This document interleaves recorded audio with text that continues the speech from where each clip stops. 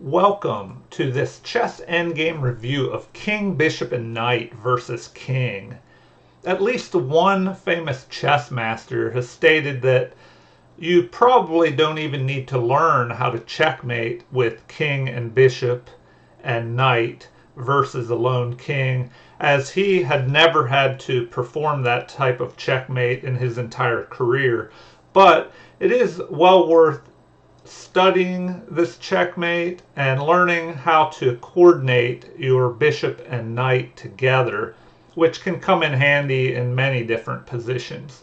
And so I'll go over a few easy checkmates here, and then we'll dive into some of the harder positions and show just how difficult this checkmate can be.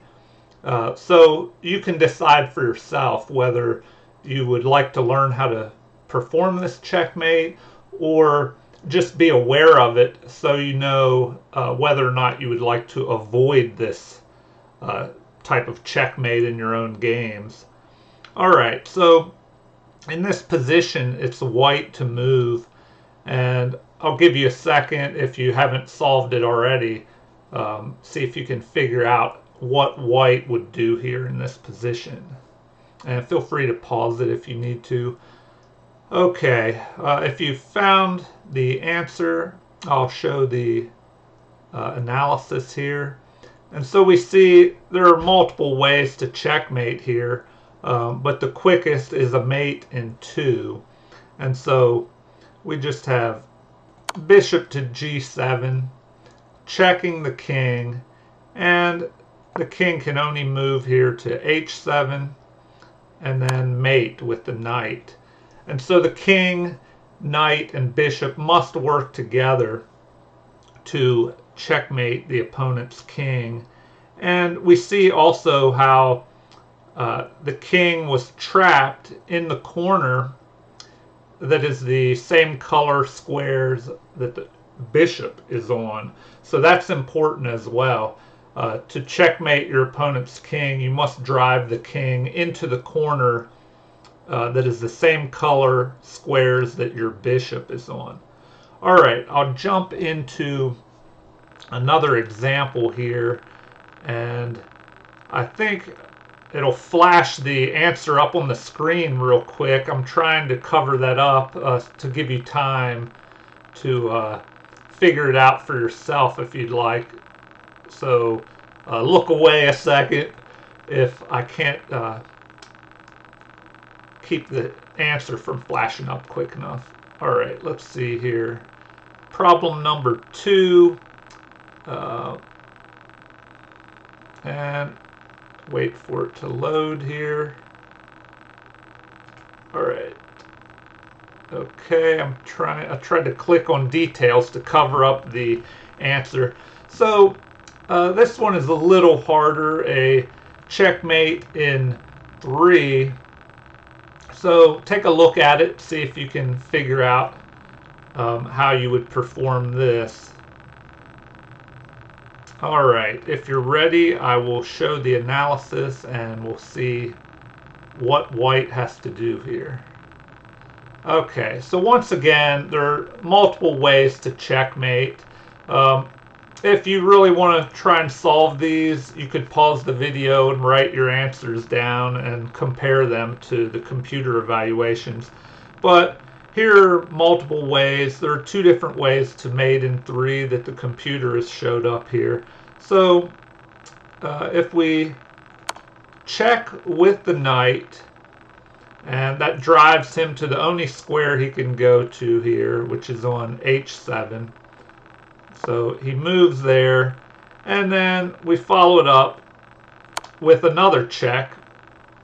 And now the king is forced back into that corner that is the same color square as the squares your bishop is on, and so that's important. And here the bishop just delivers the mate in the end.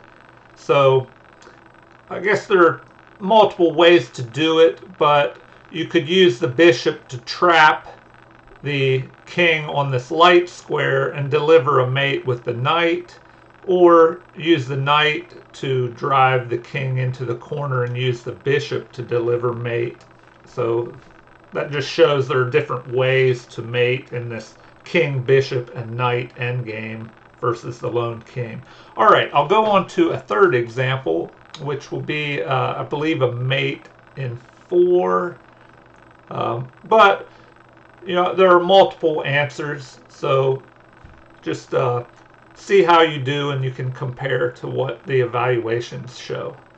And once again, I'll try and click on this quick enough to keep the answer from popping up, but sorry if it does show.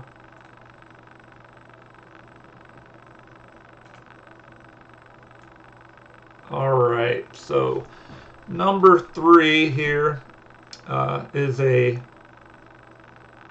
I believe, a mate in 4.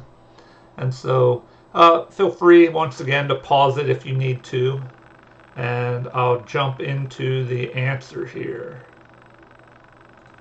All right, so here we see multiple ways to mate in 4.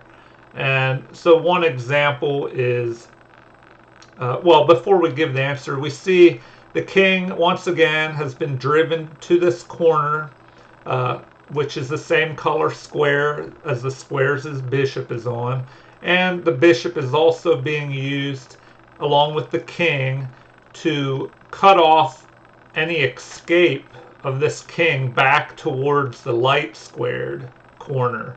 So if you are trying to get a draw in this position, you want your king to stay towards the center. If you can't stay towards the center, then head towards the opposite colored square in the corner from your opponent's bishop. So here black wants to try and head to this light square and stay away from either corner that has the dark squares, the same color as the bishop. All right, so let's see how this goes. So the knight just moves away to reposition for a checking move. And so the king goes to the only square he can. And then we have the bishop performing a move to waste a tempo, which will drive the king back to this light square where the knight can check it. So the king goes back to this only square he can, and now checked by the knight, and back into the corner, and now the bishop can deliver the checkmate here in the corner. All right, on to the 4th example, which I believe is another mate in 4. Let's see here. All right. Okay. So here's another setup. Once again, we notice the king has been driven into this dark squared corner. And here the knight and bishop and king all prevent this king from escaping back towards the center or towards this light square. And so the king can only move to h8 or h7 here. And so if you think you have the answer, I will go ahead and pull up the analysis. Okay, so once again, multiple ways to mate in 4 here. And so one option would be moving this knight back to where it can reposition to checking squares here on h6 or f6, where it can attack the king on this light square. And then we have the king moving, and now it is important for white's king to move in here to f7 to create a wall which the king cannot pass. So once the king moves here, all these squares are covered, and the knight and bishop are both covering this h6 square. So now the king is trapped between these two squares in the corner. And then after the king moves, we have the bishop checking here. And so now, after the king moves to h7, he is trapped here and mate by the knight. Okay, I will move on to the final two examples. The next one is a lot more in depth, and the final one shows you just exactly how difficult this checkmate can be with king, knight, and bishop versus lone king. And so example number 5. All right, as I wait for that to pull up. Okay, so in this position, we see that once again, the white pieces are trying to corral the king and drive it into this dark squared corner, which is the same color squares as the bishop. And so the black king would like to escape into the center or off towards this light square, but we have the knight and king covering these squares on d7 and e7, and the bishop covering d8. And also the knight covers f7. So this king is slowly being corralled and cornered and pushed along into this area where the dark square is. And so if you're ready, I will pull up the analysis and we'll see just how more difficult this checkmate is when the king is in the center like this. Well, the center of this edge of the board. All right, so here it shows mate in 12 on the evaluation, and even the computer is having a little bit of difficulty with this because I have a mate in 9 here. So maybe this mate in 12 is if the best moves were played by black. All right, and let's begin. The king moves to e6 as the black king cannot go to the left, so it must move towards this dark squared corner, and so the white king moves in that direction as well. And as the king moves, we have this king to d7 move, which cuts off the black king from returning back towards the light square and forces him to continue in this direction towards the dark square. And the king moves to g7 now, hoping to stay out of this corner, but after king to e7, once again this limits black's options, and so he tries to stay out of the corner, but now the bishop moves in here, and this gives black a chance to attack that bishop. But once the bishop moves here to f7, the king will protect it, and this bishop cuts off the escape down towards h6 and this light square, and the knight helps as well by cutting off g6. And so the king is trapped on these 3 squares here in the corner. And so the king moves up, and then we have the knight repositioning down here, as we saw in an earlier example, where it may jump up to f6 or h6 to check either g8 or h7, the light squares, which the bishop cannot attack. And so after the king moves, white's king moves closer, and then king to h8, the only square available now, and then white moves in for the mate. Check here, the king moves, and mate.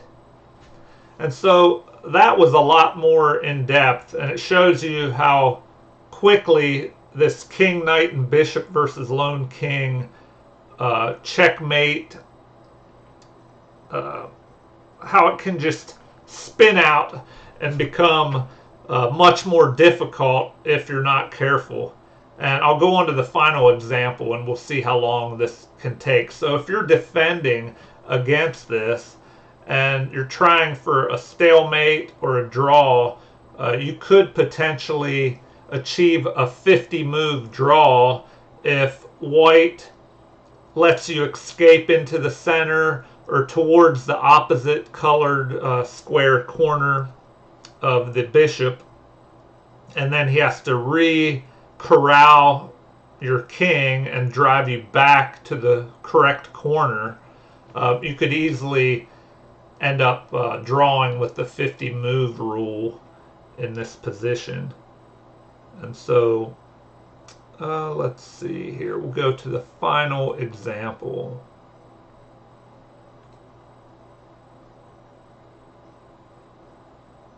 And as that loads, and here we go. And so this one is so complicated, I'll just show it to you because this would be a study to practice at home on your own because it can be quite difficult. And we see here that the king has escaped into the opposite colored corner as the squares that your bishop are on. So the first thing that needs to be done is to corral this king and drive it towards this dark squared corner here. And so we have a knight to c7, checking the king out of that corner, and the bishop and king cover these squares on a7 and b7, and so that forces the king to head in this direction toward the dark square corner. And so after that move, we have the bishop just wasting a move here and forcing the king to move further, and then the bishop can move to a7 and cut off this dark square. So the king moves, the bishop moves here to cut off this dark square, forcing the king further in the direction of this dark square here, the dark corner. Alright, so the king moves, and now we have a knight move here, repositioning so that if the king tries to head back to this corner, as it does here, now the knight can check and drive it further away. So back to there. And now the king also moves in that direction, as black's king cannot move back because the knight is covering this light square, and we don't want the king going around white's king and down towards this light square. So the king moves forward, trying to go around the king. And so once again, the king moves, but now black can head back in this direction. But after another bishop move, this cuts off any escape back in this direction. And so the king is forced to move here. And now, once again, the bishop can move and cut off this escape square. And the king is headed in the direction that we want, to this dark squared corner. And now the knight, who was far away, moves in to assist here with corralling the king. And the king tries to escape down towards the light squares, but the knight moves here to cut off this light square and this one as well. And if the king would have moved down to h6 here, then the bishop could have moved to d8 and worked with the knight to cut off any escape by the black king. So the king heads back in the other direction, thinking that, oh, now I'll try and go back to this other light squared corner. But the knight moves up, and if the king would have moved here, the knight could have just checked him and sent him back in this direction anyway. So slowly, with the bishop, knight, and king, black's king is running out of moves here.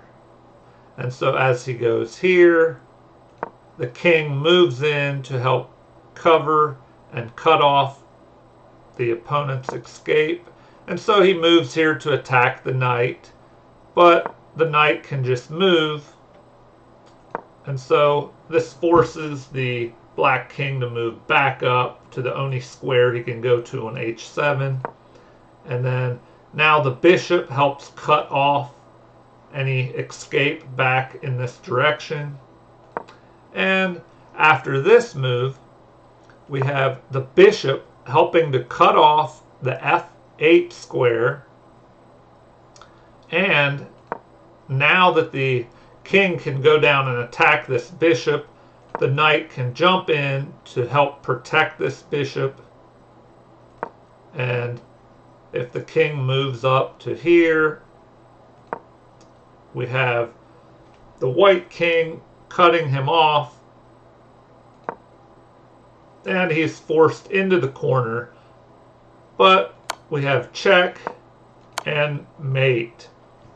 And so that just shows you how difficult and how long it can take to slowly corral your opponent's king with your king, knight, and bishop. You must first force them out of the center to the edge of the board, and they will head to the opposite colored square in the corner that is the opposite color of your bishop. And so once they go into that corner, you have to force them along the edge to the square in the corner that is the same color as your bishop, because that is where you must put them to be able to checkmate them. Well, I hope you enjoyed this. Even if you never have to checkmate with a king, bishop, and knight versus lone king, it is still worth going over this position, these multiple checkmates, just to see how the bishop and the knight can coordinate together to trap the king. And the bishop and knight can be used in many other positions together. And so I hope this helps some. If you've enjoyed this video, please like and subscribe, and feel free to leave any comments or suggestions. Thank you and have a great day.